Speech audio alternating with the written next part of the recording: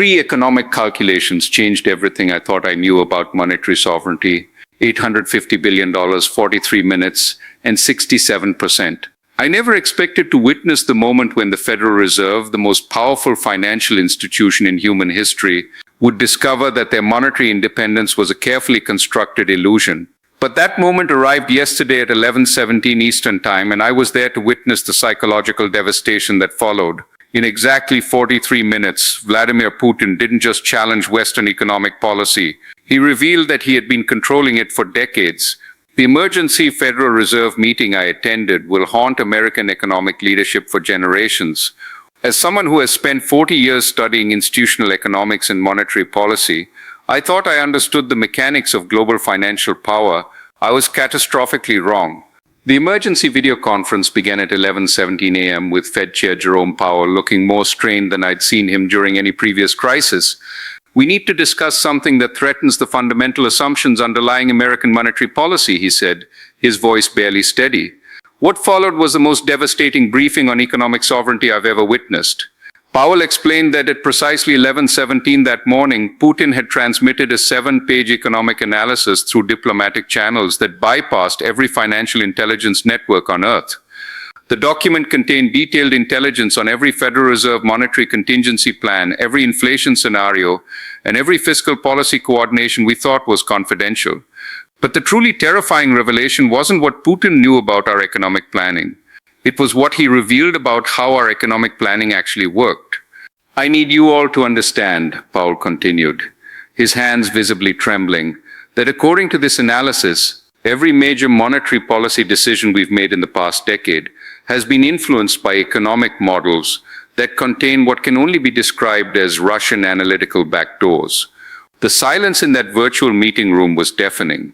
Regional Fed presidents, Treasury officials, and economic advisors who had spent their careers believing in American monetary independence were confronting evidence that their independence was mathematical fiction. Dr. Lael Brainard spoke first, her voice barely above a whisper. "Are you telling us that our interest rate decisions, our quantitative easing programs, our currency interventions, all of it has been compromised?" Powell's response will stay with me forever. "I'm telling you that they were designed to be compromised from their mathematical inception." The economic intelligence Putin revealed was precise and devastating. He demonstrated that Russian economic analysts had been influencing the computational models underlying Federal Reserve policy since the late 1990s. Every major economic forecasting algorithm we used contained analytical pathways that allowed external manipulation of our conclusions. This wasn't traditional economic espionage where foreign agents steal information about American monetary policy. This was something far more sophisticated, a systematic infiltration of the mathematical frameworks that make monetary policy possible. Powell explained that Putin's doctrine revealed how Russian economic intelligence had achieved what they called computational monetary control. Instead of trying to predict or counter American economic decisions, they had positioned themselves to influence the mathematical models that generated those decisions. "Every time we thought we were responding to economic data independently," Powell said, "we were actually following analytical pathways that Russian economists had embedded in our computational systems." The scope of the infiltration was breathtaking. The Fed's primary economic forecasting models, the algorithms that process employment data, the mathematical frameworks that assess inflation risk, all contained what Putin's analysis called analytical influence vectors that allowed external manipulation of outcomes. Treasury Secretary Janet Yellen joined the call at 11:31, her face ashen as Powell briefed her on Putin's revelations. "How long has this been happening?" she asked.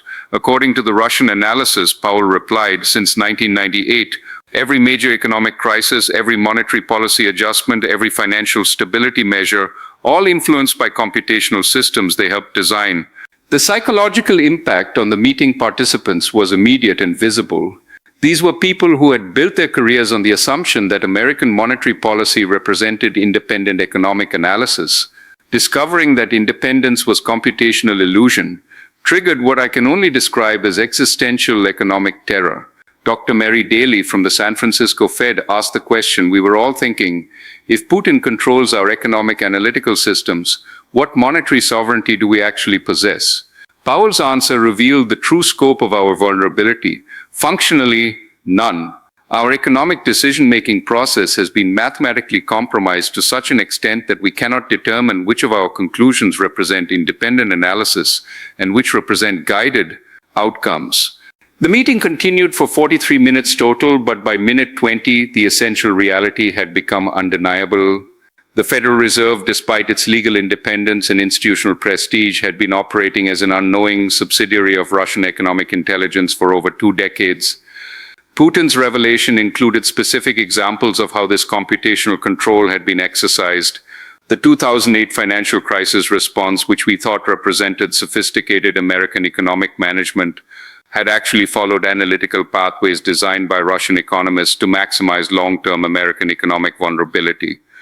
The quantitative easing programs that we believed would strengthen American economic recovery had been calibrated through computational models that ensured maximum benefit to Russian economic interests while creating structural weaknesses in American financial systems. Even our recent responses to inflation and employment challenges had been guided by economic algorithms designed to make American monetary policy less effective over time while appearing to provide short-term benefits. The mathematical precision is extraordinary, Powell noted grimly. They didn't just infiltrate our systems, they designed them to become more dependent on their analytical frameworks with each major economic decision we made. Dr. Raphael Bostic from Atlanta asked about the implications for current Fed policy. Does this mean every interest rate decision we're considering has been compromised by Russian analysis? Powell's response was devastating. It means our capacity to make independent interest rate decisions may not exist. The computational models we rely on to process economic data have been providing guided analysis designed to serve Russian economic interests. The meeting participants were experiencing what I recognized as institutional economic trauma, the psychological devastation that occurs when fundamental beliefs about systemic independence are revealed to be illusions. Dr. James Bullard noted that the implications extended beyond monetary policy. If our economic analytical capabilities have been compromised for decades, how do we assess the true state of the American economy? How do we know which economic indicators represent reality and which represent guided perceptions? Powell acknowledged that this was the core of our economic crisis. We may have been managing an economy based on analytical conclusions designed to serve foreign economic interests rather than American economic reality. The conversation turned to potential responses, but every option revealed additional layers of compromise. Traditional economic policy tools assume analytical independence that we apparently never possessed. Conventional monetary strategies rely on computational models that had been mathematically compromised from their inception. Dr. Loretta Mester raised the most troubling question. If Putin can reveal this level of control over our economic systems publicly, what additional capabilities does he possess that he hasn't revealed? The answer came in the final minutes of the meeting when Powell disclosed the most terrifying element of Putin's revelation. The analysis includes projections showing that Russian economic intelligence possesses the capability to trigger specific economic outcomes in American markets through manipulation of our computational systems. This meant Putin could potentially cause targeted economic disruptions, market volatility, currency fluctuations, financial institution stress through the same analytical backdoors that had been influencing our policy decisions. We're not just talking about compromised monetary policy, Powell explained. We're talking about the ability to weaponize our own economic systems against us through the computational frameworks we've trusted for decades. The meeting concluded with an acknowledgement that would have been unthinkable hours earlier. The Federal Reserve could not guarantee that any of its economic analysis represented independent American economic thinking, rather than guided conclusions serving foreign economic interests. As participants logged off the emergency call, the silence was profound. We had entered the meeting believing we were managing an independent American economy. We left understanding that we might have been administering a Russian economic operation disguised as American monetary policy. In my 40 years of studying economic institutions, I've witnessed market crashes, currency crises, and financial system failures. But I've never seen anything like the psychological devastation that occurred during those 43 minutes when America's central bank discovered that its economic sovereignty was mathematical fiction. The implications extend far beyond monetary policy. If the Federal Reserve's analytical capabilities have been compromised for decades, How much of American economic performance represents genuine achievement versus outcomes engineered by foreign economic intelligence? Putin's revelation forces us to confront questions that have no comfortable answers. How do you conduct monetary policy when your analytical tools have been designed by your economic adversaries? How do you assess economic reality when your measurement systems have been mathematically compromised? How do you restore economic independence when the mathematical foundations of that independence were never real? The ramifications of this discovery are already cascading through global financial markets. Within hours of our emergency meeting, currency markets began pricing in the possibility that other central banks face similar computational compromises. The Swiss National Bank quietly activated emergency protocols. The Bank of Canada suspended publication of key economic forecasts pending analytical review. European Central Bank officials privately confirmed they are conducting urgent assessments of their own computational systems. Early reports suggest similar patterns of mathematical infiltration dating back decades. The scope of Russian economic intelligence operations appears to extend far beyond American institutions. What makes this revelation particularly devastating is the precision of Russian economic planning. Putin's analysis showed that they didn't just infiltrate our systems randomly, they strategically designed our computational dependencies to become stronger over time. Each economic crisis that required more sophisticated modeling made us more dependent on the very systems they had compromised. The 2008 financial crisis response, which required unprecedented computational analysis, deepened our reliance on compromised algorithms.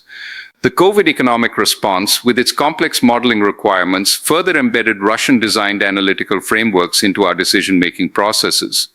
Intelligence sources report that Putin's economic doctrine includes detailed projections for how this revelation will affect global financial stability.